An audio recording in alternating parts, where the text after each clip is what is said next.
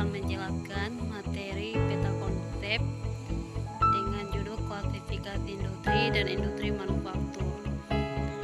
Yang pertama itu pengertian klasifikasi dan industri manufaktur. Istilah industri sering disebut sebagai kegiatan manufaktur, padahal pengertian industri sangatlah luas, yaitu menyangkut semua kegiatan manusia dalam bidang ekonomi yang sifatnya strategis. Kemudian, industri manufaktur sendiri adalah salah satu cabang utama dalam sektor industri yang berfokus pada proses pengolahan bahan mentah menjadi barang jadi atau setengah jadi melalui berbagai proses fisik, kimia, ataupun mekanis. Kemudian selanjutnya, peran industri manufaktur dalam ekonomi. Dia terdiri dari 3 poin. Yang pertama itu mendorong pertumbuhan ekonomi. Artinya, industri manufaktur sering menjadi motor utama dalam pertumbuhan ekonomi nasional karena kontribusi besarnya terhadap PDB. Yang kedua, penciptaan lapangan kerja, yang dimana menyediakan berbagai jenis pekerjaan dari level rendah hingga yang tinggi, baik di bidang teknis, produksi, hingga manajemen. Kemudian selanjutnya yang nomor 3, meningkatkan ekspor. Artinya produk manufaktur sering menjadi komoditas ekspor utama, menghasilkan devisa negara. Kemudian yang selanjutnya, klasifikasi industri berdasarkan bahan baku. Dia terdiri dari 3 klasifikasi dengan pengertian pertama itu nomor 1, industri ekstraktif, yaitu industri yang bahan bakunya diperoleh langsung dari alam. Misalnya industri hasil pertanian, industri hasil perikanan, dan industri hasil kehutanan.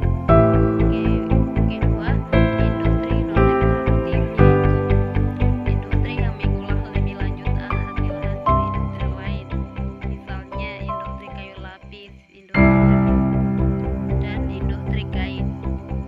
Nomor 3, industri fasilitatif atau disebut juga industri tersier, yaitu kegiatan industrinya adalah dengan menjual jasa layanan untuk keperluan orang lain, misalnya perbankan, perdagangan, angkutan, dan pariwisata. Itulah merupakan 3 bagian yang termasuk dari klasifikasi industri berdasarkan. Kemudian yang berikut adalah klasifikasi industri berdasarkan tenaga kerja. Dia terdiri dari 4. Dengan poin pertama itu industri rumah tangga, yaitu industri yang menggunakan tenaga kerja kurang dari 4 orang. Misalnya industri anyaman, industri kerajinan, industri tempe atau tahu, dan industri makanan ringan. Kedua, industri kecil, yaitu industri yang tenaga kerjanya berjumlah sekitar 5-10 orang. Misalnya industri genteng, industri batu bata, dan industri pengolahan rotan. Kemudian ketiga, industri sedang, yaitu industri yang menggunakan tenaga kerja sekitar 20-99 orang. Misalnya industri konveksi, industri bordir, dan industri keramik.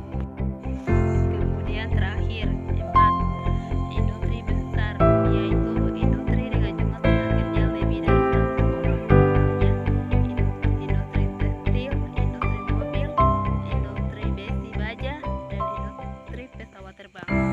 Itulah merupakan bagian dari klasifikasi industri berdasarkan tenaga kerja. Kemudian yang berikut, klasifikasi industri berdasarkan produk yang dihasilkan. Yang pertama itu industri primer, yaitu industri yang menghasilkan barang atau benda yang tidak perlu pengolahan lebih lanjut. Namun, misalnya industri anyaman, industri konveksi, industri makanan dan minuman. Kemudian yang nomor 2, industri sekunder, yaitu industri yang menghasilkan barang atau benda yang membutuhkan pengolahan lebih lanjut sebelum dinikmati atau digunakan.